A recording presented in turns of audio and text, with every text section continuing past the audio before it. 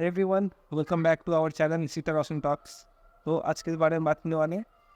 आज कुछ एक बेसिक चीज़ से स्टार्ट करते हैं, basic but very much important. जैसे पानी हम लोग के लिए बेसिक चीज़ रहता है बट बहुत इंपॉर्टेंट रहता है लाइफ में, वैसे करियर भी इम्पॉर्टेंट है, लव लाइफ भी इम्पॉर्टेंट है ना। तो लेट्स टॉक अबाउट हम लोग का रियल लाइफ को लेके कि कैसे हम लोग ने ये 10 साल में अपना लव लाइफ को और करियर को बैलेंस किया, या फिर दोनों को कैसे हम लोग साथ लेके चले, क्योंकि उसमें आई थिंक आजकल का टीनेजर्स हो या फिर यूथ्स हो बहुत प्रॉब्लम फेस करते हैं, जिसके चलते ब्रेकअप्स या फिर रिलेशनशिप टूट जाते हैं, है ना। तो let us talk about that. अच्छी। तो बेसिकली अगर हम लोग अपना 10 साल को देखें तो I think we can divide it into 3 phases. First phase will be our school life, second phase will be our college life and third phase will be marriage life.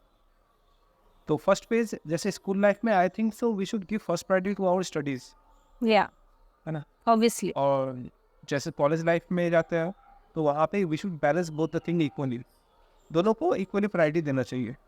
और थर्ड फेज में relationship को मेरे ख्याल से ज़्यादा priority देना चाहिए।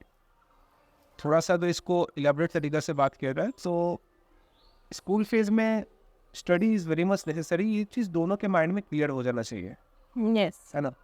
और कॉलेज लाइफ में जाते हुए ये चीज़ ऐसा हो जाता है कि मतलब कि हम लोग जैसे इंसान जो लोग छोटे टाउन से बिलोंग करते हैं, अपना कॉलेज लाइफ मतलब कॉलेज स्टडीज़ के लिए हम लोग बाहर जाते हैं, सिटीज़ में जाते हैं। सिटीज़ में क्या होता है कि वहाँ के इन्वायरमेंट, वहाँ के society, way of thinking is totally different यहाँ के कंपैरिजन में। बहुत जगह अच्छा होता है तो बहुत जगह टॉक्सिक होता है थोड़ा। तो उस जगह पे खुद पे कंट्रोल रखना और सामने वाले को लेकर थोड़ा सोचना और प्रायोरिटी देना उस पॉइंट ऑफ टाइम में बहुत चैलेंजिंग होता है। और सेम मतलब 22 वर्ष से काम करता है लड़की की तरफ से भी। और थर्ड फेज में क्या होता है कि चूँकि I belong from a business background, तो आई नो कि मतलब कि for me definition of career is money. या ऑब्वियसली। तो थोड़ा उतार चढ़ाव कभी कभार होते ही हैं, तो उस चीज़ को बाहर ही रखना, उस प्रॉब्लम को करियर लाइफ को अपना बाहर ही रखना, ना कि अपना घर में ला करके किसी भी तरीके का प्रॉब्लम क्रिएट करना। और मेंटल सपोर्ट यहाँ पे लड़की की तरफ से बहुत काम करता है। फॉर मी मतलब कि wife comes later, but being I want to see you as my friend first, क्योंकि being a boy I know कि हम लोग किस तरह बॉर्न एंड बॉटअप है।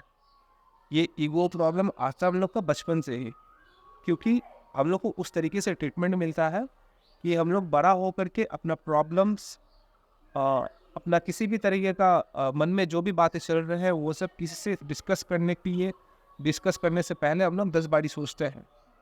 तो आई थिंक कि आफ्टर मैरिज एक पार्टनर ही होता है जिससे हम लोग डिस्कस कर सकते हैं फ्रीली, या if I am not wrong. या obviously I also feel that कि लड़की और लड़कों में obviously there is a minor line बोले या कुछ डिफरेंसेस तो है।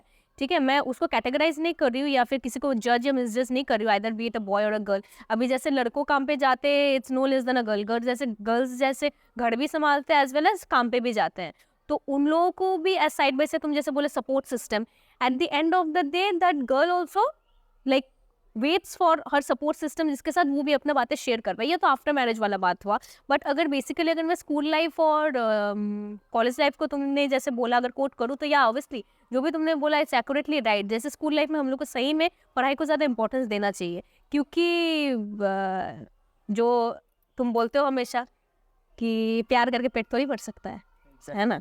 प्यार करके पेट नहीं भर सकता है, पेट भरने के लिए पढ़ाई करना पड़ेगा, और पढ़ाई करने के लिए करियर पे फोकस करना पड़ेगा। हाँ, स्कूल लाइफ में बहुत इंपॉर्टेंट है, हाँ करियर लाइफ पे फोकस करना कॉलेज में भी इंपॉर्टेंट है, ऐसा नहीं कि नहीं इंपॉर्टेंट है, लेकिन उसमें तुमको अपना पार्टनर को भी वैसा प्रायोरिटी देना पड़ेगा, क्योंकि स्कूल लाइफ का टाइम में चलो हंस खेल के साथ में है, कट जा रहा है, लेकिन उसके बाद वाला फेज में क्या होता है, ज़्यादातर ब्रेकअप्स तभी होते हैं, है ना, ज़्यादातर मिसअंडरस्टैंडिंग्स तभी होते हैं।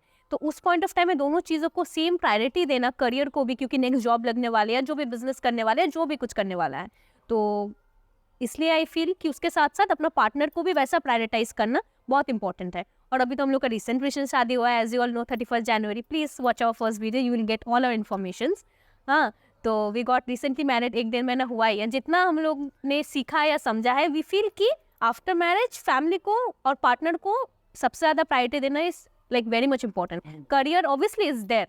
It's actually क्या होता है ना, मेरे को लगता है कि with age ना चीज़ें ऑटोमेटिकली हो जाते हैं, है ना. जैसे अभी हम लोग समझ रहे हैं कि करियर तो है, ये काम में सेटल हो गए, इसलिए हम लोग अभी सोच रहे हैं कि नहीं फैमिली ज़्यादा इंपॉर्टेंट है, रिलेशनशिप ज़्यादा इंपॉर्टेंट है. लेकिन जब करियर सेटल नहीं होता है ना, तब ऐसा लगता है कि क्या करे.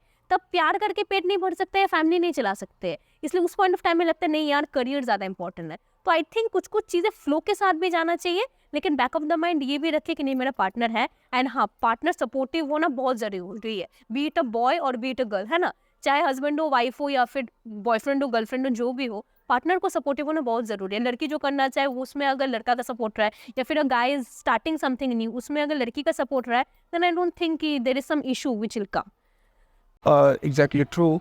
और इन सब तीनों फेजेस में अगर डिटेल में अगर हम लोग बात करें तो फिर लगता है सारा दिन निकल जाएगा. और मैं बोली तो निकल ही जाएगा 100%. तो let's end the video here. हाँ, वीडियो एंड करने से पहले आई वुड लाइक टू से कि one of my friend recently pinned us up. तो वो जानना चाहते थे कि हम लोग ने अपने इंटरकास्ट मैरिज में पेरेंट्स को कैसे कन्विंस किया. तो for her I would like to send for our audience also कि very soon will come up with those videos also. लेकिन पहले बिगिनिंग से स्टार्ट करते हैं, धीरे धीरे will reach over there, but will surely make a video on that topic, है ना. विल मेक ना. ऑब्वियसली टॉपिक्स बहुत कुछ है, जैसे कि इंटरकास्ट में बहुत सारे टॉपिक्स है ना. हम लोग का मतलब कि कल्चरल एक्टिविटीज या फिर देयर आर मेनी थिंग्स जो कि मतलब डिफरेंट है.